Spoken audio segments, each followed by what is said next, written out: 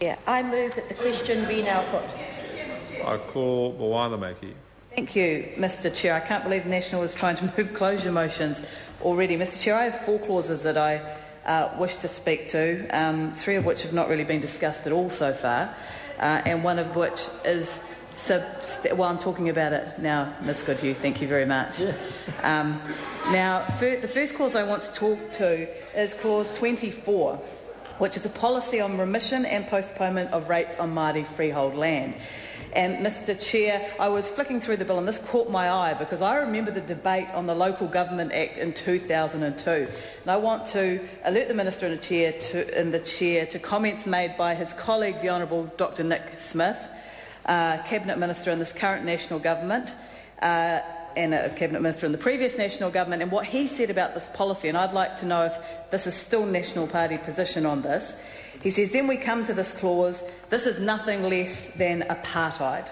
Nothing less than apartheid. Remember, this clause has been carried over into the current bill with some minor changes.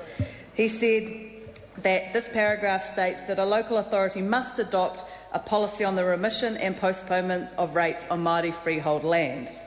And he then says, I asked the Minister to tell me why councils must have a policy on remitting rates on Māori land but may remit rates on other land. I want some member in this chamber, maybe Parakura Horomia, to provide me with an explanation as to why must the council develop rates remission policies for your cuzzy bros and not for mine.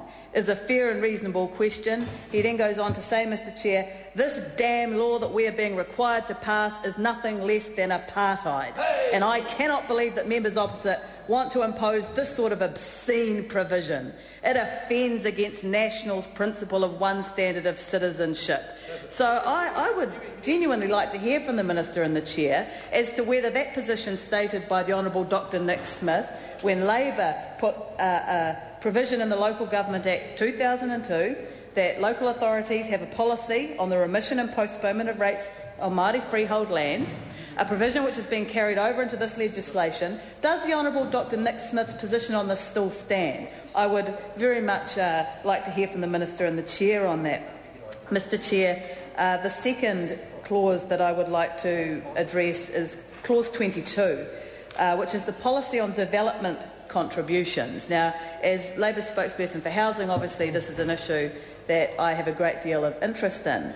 And I note that, Mr Chair, while under clause 8 of this piece of legislation, the community is losing the right to consultation, so that the community that elects a council is having consultation processes stripped from them. Why is it that developers are suddenly having extra consultation procedures put in for them so that they can continue to oppose and continue to challenge councils that have applied development contributions to ensure that there is some public benefit, some community benefit from these developments? Because we have a housing crisis in New Zealand. It would be useful if new developments could contain, for example, a proportion of affordable or social housing, given the length that councils often have to go to provide amenities to these communities. Why not say something comes back in return? It's what happens everywhere else in the world. Everywhere else in the world. This government repealed Labor's legislation that made it clear, legally clear, that councils were entitled to do that, given the legal problems that councils like Queenstown have had putting a policy in place for the inclusion of social and affordable housing and private developments, and then being dragged through the courts by developers who say they don't have the right to do that. Labor put that in law, National repealed it. But here we are again, and I ask again to the Minister, why is it that communities are having consultation procedures taken away from them under this law, but developers are getting extra ones? How is that fair to those ratepayers and to those councils? Because when you look at Clause 8 around community consultation, I think of the issue of the Environment Bay of Plenty, which is the Bay of Plenty Regional Council that a number of years ago, in 2004, resolved that they would shift their headquarters from Whakatane to Tauranga. And this came completely out of the blue for the Eastern Bay of Plenty.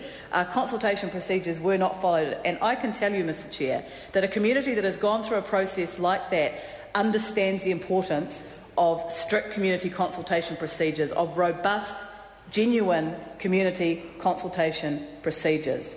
because this is a decision that is devastating for the Eastern Bay of Plenty. It's completely ridiculous. It makes no sense.